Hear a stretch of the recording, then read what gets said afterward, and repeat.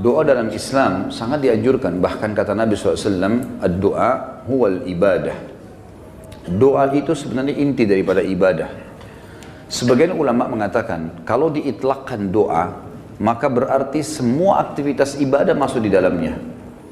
Makanya contoh misal, definisi daripada sholat, secara etimologi adalah doa.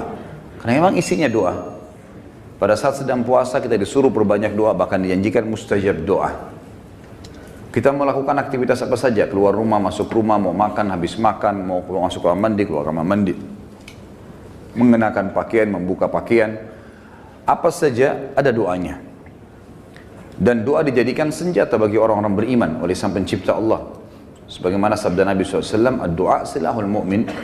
Doa adalah senjatanya orang-orang beriman. Hadis ini masih diperselisihkan para ulama, tetapi memang dijadikan sebagai gambaran oleh para ulama yang lainnya tentang masalah bab doa, karena dia hanya dukungan, dia bukan menjadi sebuah intisari daripada bahasan itu. Artinya orang mukmin bisa berdoa kepada Allah sehingga menjadi senjata bagi dia untuk menolongnya dalam segala masalah yang sedang dihadapi.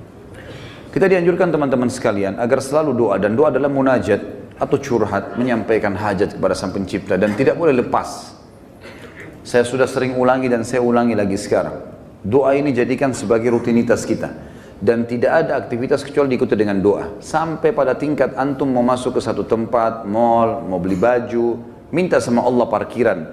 Minta sama Allah dimudahkan maksud saya. Ya Allah mudahin saya dapat parkiran ini. Ya Allah mudahin saya membeli baju itu. Ya Allah mudahin saya masuk ke restoran untuk makan makanan itu. Ya Allah mudahin untuk saya bertemu sama orang ini. Ya Allah mudahin usaha saya ini. Ya Allah mudahin kuliah saya ini. Ya Allah mudahin pernikahan saya ini. Dan seterusnya. Diikuti dengan doa. Dan doa itu kata ulama adalah ibadah. Dalam arti kata, kita sudah melihat hasilnya atau tidak melihat hasilnya, tetap dicatat pahala oleh Allah Subhanahu wa ta'ala. Kalau masih ingat sebuah athar yang saya sebutkan, orang-orang yang rutin berdoa di dunia selalu menyampaikan hajat-hajatnya kepada Allah Subhanahu wa ta'ala. Dia lihat hasilnya atau tidak lihat hasilnya. Maka orang-orang seperti ini yang belum melihat hasil dari doanya, seakan-akan bagi dia mungkin belum diijabah, maka dalam sebuah riwayat dikatakan akan datang orang-orang seperti ini hari kiamat diberikan pahala bergunung-gunung. Lalu mereka kaget, pahala dari mana ini? Bertanya pada para malaikat. Lalu para malaikat berkata, ini adalah pahala doa-doa kalian yang belum kalian dapatkan jawabannya di dunia. Maka pada saat itu mereka semua berharap kalau semua doanya selama di dunia tidak diberikan di dunia, tapi diberikan di akhirat, karena besarnya pahala yang didapatkan. Kita dianjurkan untuk membaca doa-doa positif, dan selalu kita berpikir positif juga pada Allah, itu bersangka baik. Tidak ada doa yang dimulai teman-teman sekalian, baik dengan Rabbana, wahai Tuhanku dan penciptaku, atau Allahumma, ya Allah, atau apalah yang kita ucapkan, kecuali pasti sudah ada garis finishnya. Kalau kita sudah mulai start, kita sudah tahu pasti ada finishnya. Tinggal semua jawaban yang Allah kasih kepada kita, semua jawaban yang Allah kasih dari permintaan doa kita, itu mengikuti proses sistem atau sunnatullah yang telah Allah berikan kepada kita. Maksudnya ada prosesnya. Jadi kalau kita berdoa, berarti sudah ada garis finish. Tinggal mungkin seminggu, mungkin sebulan, mungkin setahun. Mungkin ada orang berdoa bertahun-tahun, baru Allah SWT berikan kepada dia. Karena bobot dari permintaannya besar. Maka Allah SWT sesuaikan dengan sunnatullah atau sistem yang dia telah buat dalam kehidupan manusia itu sendiri. Nabi SAW sebaliknya teman-teman melarang kita berdoa, mengucapkan kalimat-kalimat yang berbau permohonan atau permintaan, sadar atau tidak sadar, yang buruk. Kata Nabi SAW dalam hadis Bukhari, janganlah seseorang di antara kalian mengucapkan kalimat doa, permintaan, atau munajat, atau penyampaian sesuatu kepada Sang Pencipta yang buruk, baik buat dirinya, baik buat keluarganya, baik buat hartanya, karena jangan sampai malaikat lewat dan mengiyakannya. Misal orang bertengkar suami istri, kemudian dia mengatakan saya berharap tidak akan bersama sama kamu lagi. Dia nggak sadar kalimat ini bisa jadi doa, walaupun dia dalam kondisi emosi. Tidak boleh orang, saya pernah sampaikan kalau masalah anak-anak, kamu nakal sekali. Atau mungkin dia ucapkan tentang rumahnya, kendaraannya, sial tempat ini, panas, tidak beruntung tempat ini, atau bahasa apalah. Doa-doa atau kalimat-kalimat yang terlantunkan seperti ini yang akhirnya sama saja munajat tapi buruk buat dia, buat keluarganya, buat tunggangannya, buat hartanya, namanya laknat. Namanya laknat. Sudah paham makna laknat? Hah? Mana suaranya? Berarti semua ucapan negatif untuk diri, untuk keluarga, untuk harta, namanya laknat. Dan ini hukumnya dosa besar.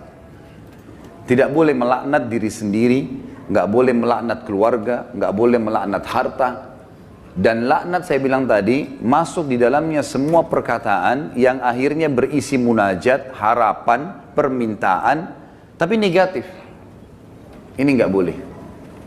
Dan ingat teman-teman, bukan cuma sekedar tidak boleh, Imam Az-Zahabi masukkan dalam dosa besar.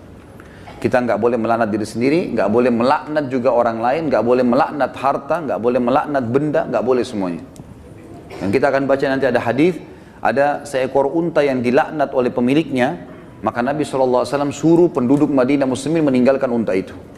Jangan ada yang sentuh lagi unta itu, karena sudah dilaknat oleh pemiliknya. Hanya karena pada saat pemiliknya nunggangi dia, kaki unta ini kesentuh batu, akhirnya dia hampir jatuh. Mungkin kalau kita naik mobil atau motor sekarang tiba-tiba ada yang ugal-ugalan lalu kita rem tiba-tiba. Kadang-kadang ada orang kalau kurang berzikir teman-teman, tidak biasa lisannya berzikir, yang keluar semua kata kotor nantinya. Tapi kalau orang biasa berzikir, oh subhanallah, Allahu Akbar, dia berzikir lain. Itu positif karena dia sudah terbiasa berzikir maka keluar kalimat itu. Atau tabrakan tiba-tiba, naudzubillah. Tapi kalau dia tidak biasa maka otomatis keluar kalimat-kalimat yang tidak baik. Dan itu bisa jadi doa buat dia atau buat orang lain. Nah kalau buruk berarti namanya laknat, dosa besar. Jelas ya? Ini judulnya. Judul dosa besar 39 adalah melaknat. Saya akan bacakan Imam Az-Zahabi mengangkat dalil-dalilnya teman-teman sekalian. Di antaranya adalah hadis riwayat Bukhari Muslim, hadis yang sangat ringkas, pendek, padat sekali. Dan sebagian ulama mengatakan dari hadis ini sudah cukup sebenarnya setiap mukmin punya pengontrol dalam bermuamalah dengan dirinya atau orang lain. Pendek sekali bunyinya, kata Nabi SAW, la'nul mu'mini kaqatlihi. Melaknat seorang mukmin adalah seperti dosa membunuhnya. Seperti dosa membunuhnya. Jadi kalau kita lagi jengkel sama seseorang, selama dia muslim, kalau kita ucapkan kalimat itu maka akan kena. Dalam sebuah hadis yang lain apa? Kalau seandainya ada orang melaknat orang lain, maka laknat itu akan naik ke langit. Kemudian tidak diterima di langit. Lalu Allah memerintahkan laknat itu, doa buruk tadi, kembali ke dunia. Kalau orang yang disebutkan padanya laknat berhak mendapatkannya, memang dia orang pelaku itu, maka akan kembali padanya. Tapi kalau tidak, maka akan kembali pada pengucapnya. Jadi pengucapan doa buruk bisa kembali kepada pengucapnya, kembali kepada kita, naudzubillah. Kecuali keadaannya teman-teman, memang kita dibolehkan melaknatnya secara syar'i, seperti orang melaknat iblis, melaknat atau mengutuk orang-orang kafir yang sengaja memerangi kaum muslimin. Seperti di kancah peperangan, ada orang kemudian menyerang muslimin dan menyakiti muslimin, dan kita mengatakan semoga Allah membinasakannya. Sama kan laknat itu, tapi di sini babnya terbuka, pintunya terbuka, ya. Karena memang dibolehkan secara syar'i. Kalau orang hanya pelaku maksiat teman-teman, tidak boleh dilaknat.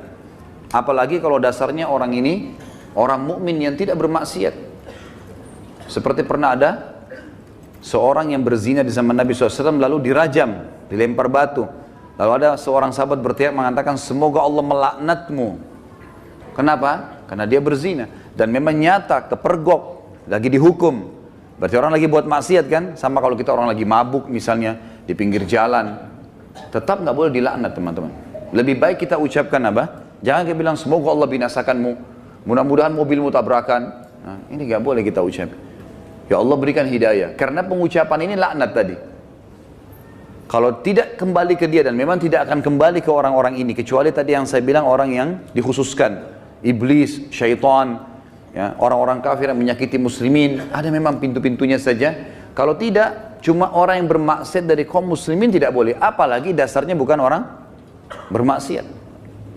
Para ulama, para da'i, para orang-orang soleh dan solehah, diolok-olok, dicaci maki. Ini semua masuk dalam masalah bahasan laknat.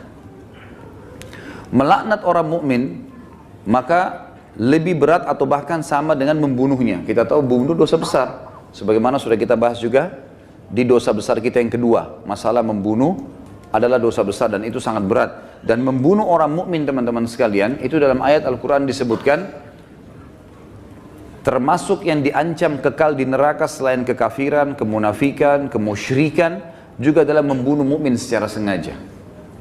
Ini ada ancaman kekal di api neraka, gitu kan? Dan ini masih khilaf di antara ulama memang, tapi umumnya ulama mengatakan zahir hadis ayatnya begitu. Wa may yaqtul mu'minan muta'ammidan fajazaohu jahannam khalidina fiha.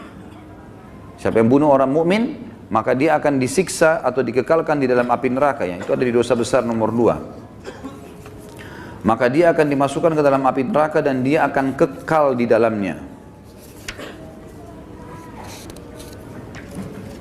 Maaf, sebentar saya pastikan lagi.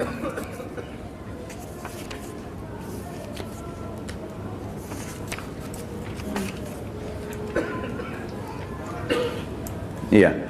Ayatnya dalam surah An-Nisa ayat 93, A'udzubillahi minasyaitonirrajim, wa may yaqtul mu'minan muta'ammidan fajazaohu jahannamu khalidan fiha wa ghadiballahu 'alaihi wa la'anahu wa 'adda lahu 'adzaban 'azima. Dan saya beristighfar tadi karena saya salah dalam membaca ayat, tapi ini ayat yang benar, An-Nisa 93, yang artinya barang siapa yang membunuh seorang mukmin dengan sengaja, maka balasannya neraka jahanam dan dia kekal di dalamnya. Dan Allah murka kepadanya dan melaknatnya serta menyediakan azab yang besar baginya. Ya. Sementara melaknat orang mukmin sama dengan membunuhnya. Hadis yang kedua, tadi hadis Bukhari Muslim, hadis yang kedua riwayat Imam Bukhari dan juga Imam Muslim menyebutkannya. Kata baginda Nabi SAW, sibabul muslimi fusuqun wa qitaluhu kufur.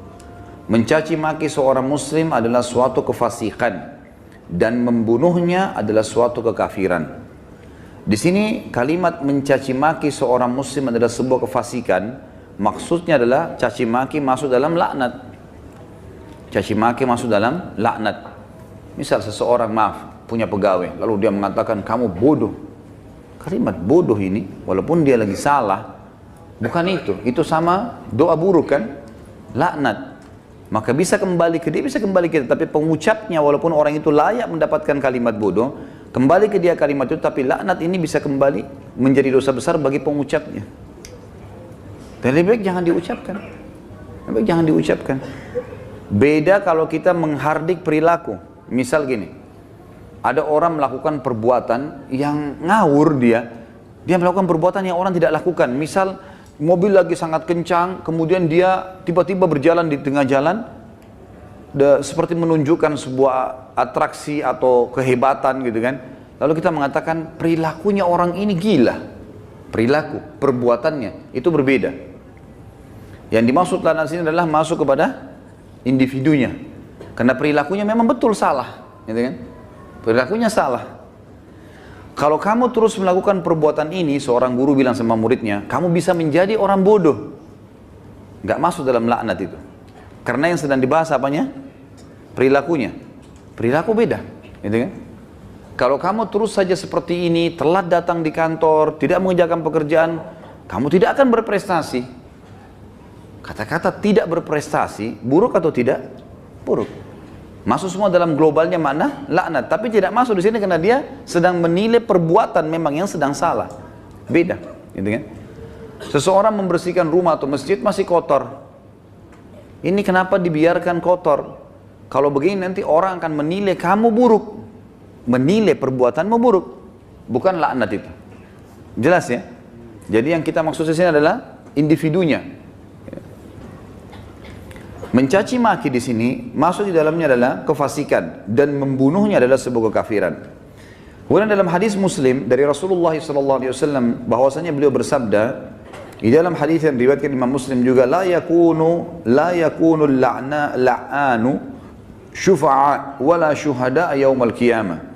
Orang-orang yang gemar melaknat, lidahnya suka mengucapkan kata-kata buruk. Termasuk yang teman-teman ya, saya sering dengar orang bercanda sama temannya, ucapkan nama binatang. Ya. panggil nama binatang, panggil kata-kata buruk, ya. Kadang-kadang kalau ditanya apa itu, oh itu artinya ini, oh itu arti buruk semua. Walaupun dia cuma bercanda sama temannya. Di sini dikatakan orang yang suka melaknat, lisannya suka diucapkan kata-kata negatif begini untuk dirinya, untuk orang lain, untuk kendaraan, untuk tunggangan, harta dan seterusnya, tidak akan bisa memberi syafaat. Dan syafaat adalah pertolongan. Saya pernah tekankan teman-teman, syafaat itu akan didapatkan bagi kalau manusia biasa kayak kita, kalau timbangan amal kita sudah lolos. Kalau kita sudah ditimbang amal baik, amal buruk, lalu amal baik kita lebih banyak, maka kita akan bisa memberikan syafaat orang lain. Sebagian ulama mengatakan sesuai dengan kadar lebihnya pahalanya dia. Misal pahalanya 10.000, dosanya 100, maka lebihnya, selisihnya dia bisa membantu orang sejumlah itu, tapi bukan diambil pahala dia, cuman kadarnya saja. Ini ulama ambil daripada hadis Nabi SAW yang berbunyi, sesungguhnya akan ada dari umatku yang bisa memberikan syafaat sejumlah suku Mudar. Suku Mudar adalah suku Arab yang sangat banyak jumlahnya, gitu kan. Ada orang kena banyak sekali amal solehnya, dosanya sedikit, dia lolos, kemudian dia bisa memberikan pertolongan sampai satu suku, gitu kan. Lalu lanjutan hadis kata Nabi SAW, dan ada juga di antara umatku yang akan saking besarnya dosa yang dia lakukan, yang akan membesar di neraka sampai dia sendiri menjadi salah satu sudut neraka itu. Tapi saksi bahasan kita potongan pertamanya. Orang yang suka melaknat teman-teman tidak boleh memberi syafaat. Sebagian ulama mengatakan syafaat di sini masuk dunia dan akhirat. Artinya kalau ada orang mau merekomendasikan orang lain, tidak layak dia bisa memberikan rekomendasi kalau dia sendiri suka melaknat, suka menghardik, suka mencaci maki, suka menyalahkan, ya, mendoakan yang buruk. Dan juga dia tidak akan menjadi saksi untuk umat-umat yang lain yang disampaikan risalah pada mereka pada hari kiamat. Karena nanti kita akan menjadi saksi hari kiamat. Nanti dalam sebuah hadis dikatakan Nuh alaihissalam didatangkan oleh Allah di mahsyar bersama dengan kaumnya. Lalu Allah tanya, hai Nuh, kau sudah sampaikan belum apa yang saya perintahkan? Kata Nuh, sudah ya Allah. Tanya kaumnya, apakah Nuh sudah dakwakan kalian? Enggak pernah Nuh datang kepada kami. Lalu kata Allah SWT kepada Nuh, siapa saksimu Nuh? Dia bilang Muhammad dan ke umatnya. Dipanggillah Nabi Muhammad SAW dengan kita semua memberikan syafaat, ya. Ya, kita memberikan kesaksian, bahwasanya betul Nabi Nuh sudah menyampaikan dan kami terima dalam Al-Quran dari surah Nuh engkau turunkan ya Allah, jumlahnya sekian ayat, lalu ayat-ayatnya ditilawakan sehingga kaum Nuh tidak bisa membantah. Karena apa yang mereka lakukan Allah sudah sampaikan dalam Al-Quran. Nah, orang yang suka melaknat tidak bisa ikut-ikutan memberikan kesaksian. Tentu ini sebuah kebanggaan pada hari kiamat, ya, karena kita bisa jelas, oh ini umat Muhammad, umat yang terbaik, karena kita umat terbaik. Sebagaimana sabda Nabi SAW dalam sebuah hadis yang sahih yang lain, tidak ada satupun umat sebelum kalian kecuali berharap menjadi kalian, gitu kan? Karena besarnya fadilah kita sebagai umat Nabi Muhammad SAW. Nabi SAW juga mengingatkan agar setiap muslim tidak boleh memilih teman yang suka melaknat atau lisannya suka mengucapkan kata-kata yang tidak baik. Nah, itu disebutkan di dalam riwayat Imam Muslim. Kata Nabi SAW, la yanbaghi li sadiqin an yakuna la'anan. Tidaklah patut bagi seorang teman menjadi seorang tukang laknat atau suka melaknat. Kita sudah tahu kalau kita ketemu kemudian dia suka mencaci maki atau ucapkan kalimat buruk buat dirinya kah, buat orang lain kah, gitu kan? Itu semua buruk. Ya, ini buruk teman-teman sekalian. Sama dengan yang saya lihat orang sering sebut di Jakarta lata, sembarangan ucap-ucapan. Dan ini saya, Allahu a'lam, saya pribadi melihat, mungkin saya salah ya, tapi saya melihat ini mungkin karena dibiasakan saja. Dianggap bahan bercandaan awalnya, lama-lama jadi kebiasaan dia. Lama-lama, karena ini kalau kita tanyakan di teman-teman medis mungkin tidak ada penyebabnya ini. Bukan orang yang gila. Jadi dia cuma karena menganggap lucu, dia anggap juga orang-orang anggap dia jadi lucu, jadi mengucapkan kata-kata yang tidak baik. Ini juga masuk. Kalimat-kalimat buruknya bisa jadi laknat karena orang yang tidak dihitung, tidak dihisap oleh Allah, hanya anak kecil sebelum balik, orang gila sampai sadar, gitu kan? Dan juga orang tidur sampai dia bangun. Selain daripada ini akan dihisap oleh Allah Subhanahu wa taala. Orang mukmin secara umum yang dihasankan hadisnya oleh Imam Tirmidzi, dilarang juga menjadi orang yang suka melaknat, menyalah-nyalahkan, berkata-kata buruk, menyakiti orang lain, sebagaimana sabda beliau sallallahu alaihi wasallam, laisal mu'minu bit-ta'an walal la'an walal fahish walal badhi. Bukanlah seorang mukmin yang sejati Orang yang suka mencelah, yang gemar melaknat, yang suka berbuat keji, dan suka berkata kotor atau menyakiti orang lain. Itu orang mukmin tidak usah. Bahkan saya sudah pernah ajarkan teman-teman, kalau kita diajak ribut, diajak bertengkar, wa idza khatabahumul jahiluna qalu salama. Kamu begini, kamu begitu. Sudahlah, tinggalkan saja. Enggak usah ikut-ikutan. Karena dua orang yang bertengkar, dua-duanya jadi jelek mukanya. Kenapa antum mau ikut-ikutan jadi jelek seperti dia? Karena kita manusia, ada emosi. Kalau lagi bertengkar dengan orang, tidak usah baca WA-nya, tidak usah baca SMS-nya, tidak usah dilihat. Baca Al-Quran, berzikir kepada Allah, doain supaya dapat hidayah. Belum lihat, mungkin dia marah, semoga Allah kasih hidayah, selesai. Insya Allah Allah kasih kebaikan itu, nanti Allah perbaiki. Gitu. Daripada ikut-ikutan. Karena dia buruk, kita buruk. Dia melaknat, kita bisa melaknat. Dua-duanya hanya kena keburukan. Dan kata Nabi SAW, kalau dua orang sedang bertengkar, maka laknat Allah turun kepada yang memulainya. Siapa yang memulai pertengkaran, dia yang dilaknat sama Allah. Jadi kalau laknat dari Allah melalui malaikat adalah diangkat berkah hidupnya. Kalau laknat kita, manusia kita mengucapkan, berarti kita berharap keburukan buat diri kita atau orang lain. Kalau dari malaikat, dari Allah itu diangkat berkah hidupnya. Kalau dua orang bertengkar, maka laknat Allah turun kepada orang yang memulainya. Dan yang tidak membalasnya terus didoakan malaikat agar dapat rahmat dan pengampunan. Sampai dia membalasnya. Kalau dia sudah balas, dua-dua kena laknat. Jadi tinggalkan saja. Kamu begini, kamu begitu ya, ngomong aja, kita jalan saja. Baik dia yang ngomong. Tulis SMS sampai 1000, tidak usah baca. Tidak usah baca. Kita baca, wah dia begini, balas lagi, habis umur gitu. Untuk apa? Kita kalau balas SMS, balas WA begitu bertengkar itu sudah bisa satu surah Al-Quran dibaca. Satu huruf 10 pahala. Benar nggak? Amalin ya. Jangan cuma benar-benar tapi. Contoh realita lapangan, banyak orang begitu. Jadi jangan buang-buang waktu, nggak ada gunanya.